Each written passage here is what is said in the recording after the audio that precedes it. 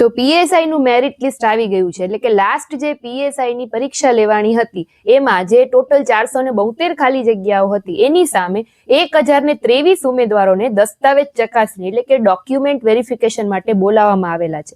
હવે 1023 ઉમેદવારોમાં કેટલા ઉમેદવારોને બોલાવવામાં આવે, ટોટલ 1023 ઉમેદવારોનું જે લિસ્ટ છે એમાં પુરુષ ઉમેદવારનું અલગ લિસ્ટ આપેલું છે, સ્ત્રી ઉમેદવારનું અલગ લિસ્ટ આપેલું છે, માજી સૈનિક ઉમેદવારનું અલગ લિસ્ટ છે. 3 લિસ્ટ તમારે જોવા હોય કે તમારું નામ છે કે નહીં, તો એ 3 લિસ્ટ છે એ મેં મારી ટેલિગ્રામ ચેનલમાં પોસ્ટ કરી દીધા છે. ત્યાંથી તમે એક વખત તમારું લિસ્ટ ચેક કરી લો, તમારું નામ ચેક કરી લો. અને બીજું તો કે આ જે ડોક્યુમેન્ટ વેરિફિકેશન છે એ તમારું 5 ફેબ્રુઆરી 2026 થી સ્ટાર્ટ થશે અને 10 ફેબ્રુઆરી 2026 સુધી ડોક્યુમેન્ટ વેરિફિકેશન ચાલશે. હવે તમને એમ થશે કે એના માટે જવાનું ક્યાં, કયા કયા ડોક્યુમેન્ટ સાથે રાખવાના, તો 2 ફેબ્રુઆરી 2026 બપોરે 2 વાગ્યાથી એના માટેના કોલ લેટર ડાઉનલોડ કરવાનું શરૂ થશે. એટલે કે ઓજસની જે ઓફિશિયલ વેબસાઇટ છે એમાં જે ઉમેદવારો આ દસ્તાવેજ ચકાસણી માટે ક્વોલિફાય થયા છે, જેનું નામ આવેલું છે લિસ્ટમાં, એ લોકોએ 2 ફેબ્રુઆરી બપોરે 2 વાગ્યાથી એના કોલ લેટર ડાઉનલોડ કરવાનું શરૂ થઈ જશે. એટલે કોલ લેટર ડાઉનલોડ કરી લેજો.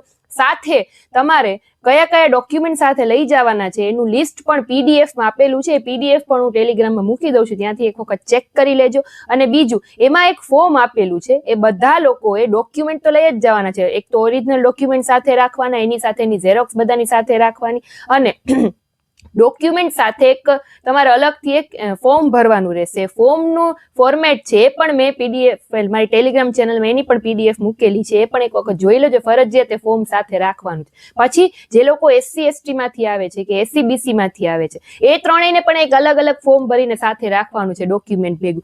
એના ફોર્મ પણ મેં એના નમૂના છે, ફોર્મેટ છે, મારી ટેલિગ્રામમાં મૂકેલું છે, તો એમાં જે લોકો છે એ પણ એક વખત ચેક કરી લેજો. આ બધું સાથે રાખીને જ કોલ લેટરમાં જે આવેલું હોય, જે તારીખ આવેલી હોય, એ સમયે તમારે દસ્તાવેજ ચકાસણી કરાવવા જવાની રહેશે. હવે જે લોકો ગેરલાયક એટલે કે એલિજિબલ નથી થયા આના માટે, એનું પણ એક અલગથી લિસ્ટ આપેલું છે, એ પણ તમે ચેક કરી લેજો. ધારો કે તમારું નામ એલિજિબલમાં નથી આવ્યું તો ગેરલાયકમાં તમારું નામ છે કે નહીં એ પણ તમે ચેક કરી લેજો. ને એમાં જો કઈ તમારે વાંધા અરજી કરવાની હોય, તમારે રૂબરૂ ગાંધીનગર ખાતે 5 ફેબ્રુઆરી પહેલા જવું પડશે. એટલે આ બધું છે, ધ્યાન રાખજો. ખાસ એક વખત મારી ટેલિગ્રામ ચેનલ છે વિઝિટ કરી લો, ત્યાં બધી પીડીએફ તમને જોવા મળશે. Thank you.